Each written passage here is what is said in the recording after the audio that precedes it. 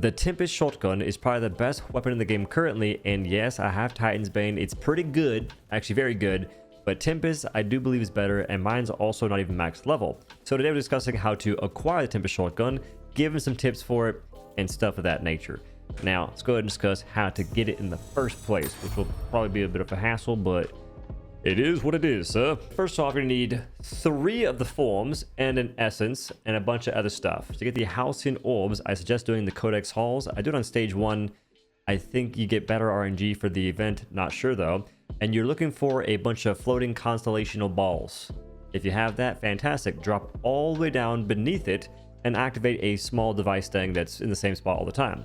Then go all the way back up top and stand on the platforms to then align these balls on the tracks with the circular outline thing. It's pretty lenient, doesn't require aimbot.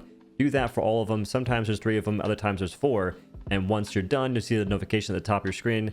Then drop it all the way back down, walk inside of the room that was blocked, open the chest, you'll always get a Halcyon orb.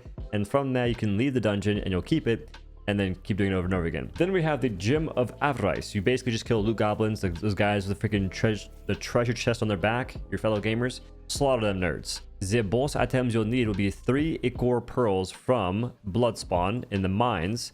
Stage level or sphere level doesn't matter that much for the actual item to drop.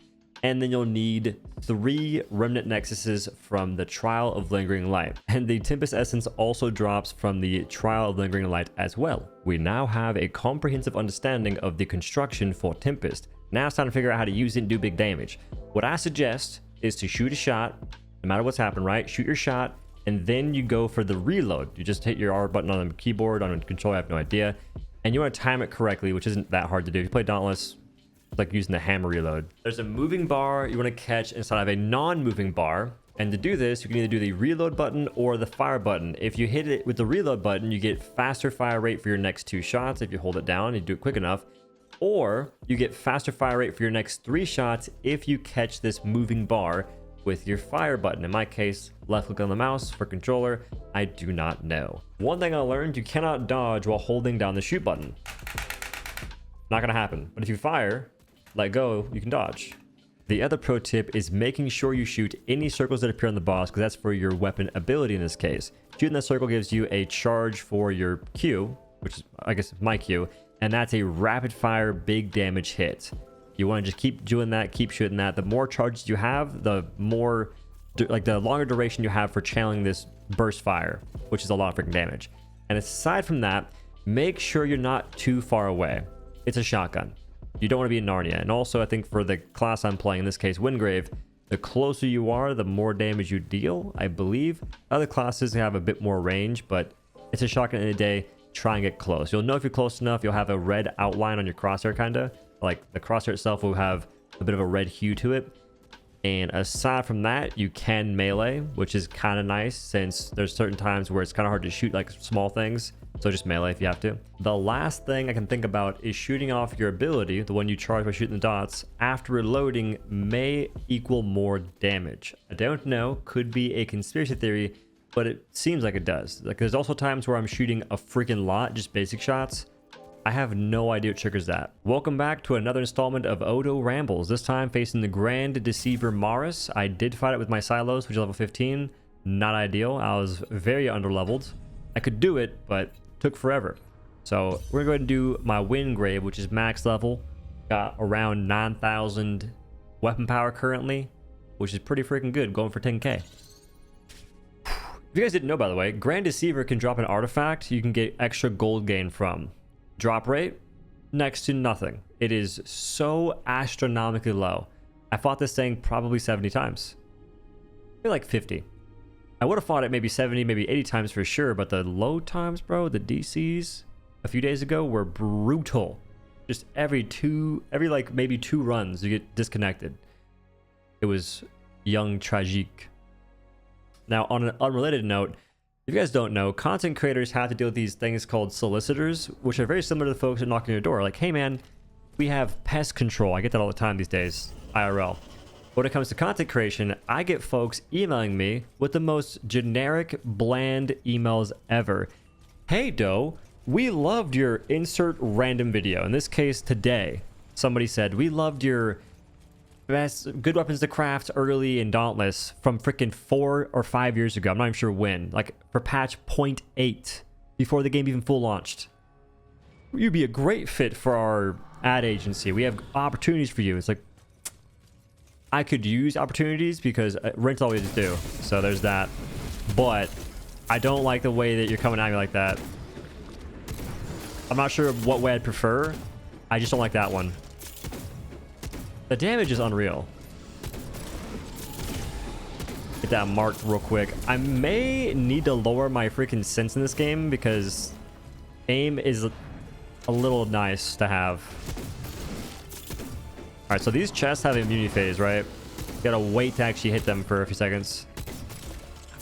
But if the big chest spawns, you can shoot it instantly, and then it'll have immunity phase. Okay, so if you do the reload, you get movement speed and attack speed. Like right there, I hit it, right? Now I can't hit it. Now I can.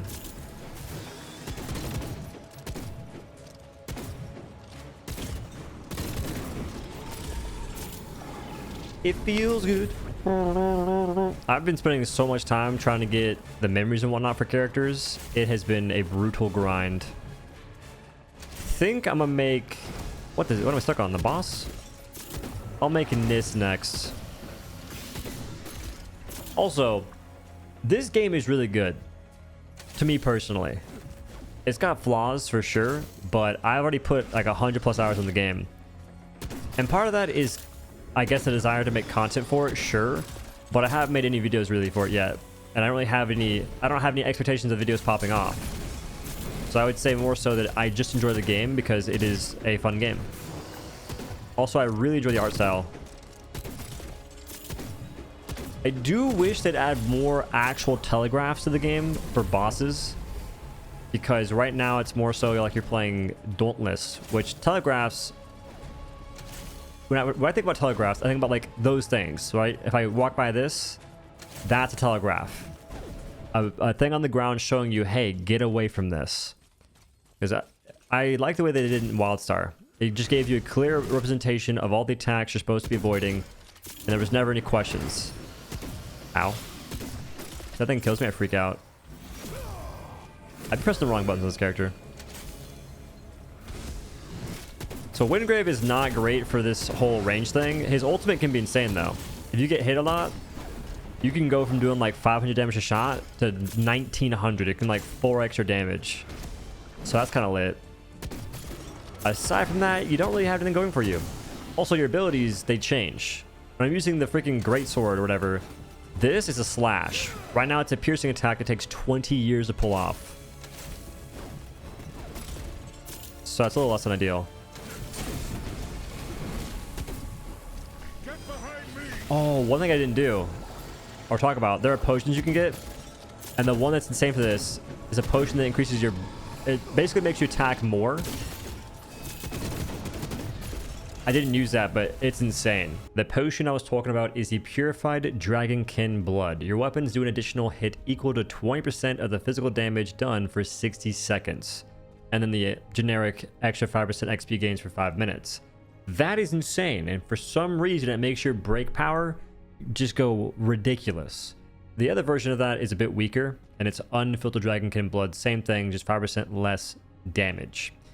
That makes breaks so easy to come by. I think it may also make it to where you get more of the marks that pop out on bosses, or just targets in general.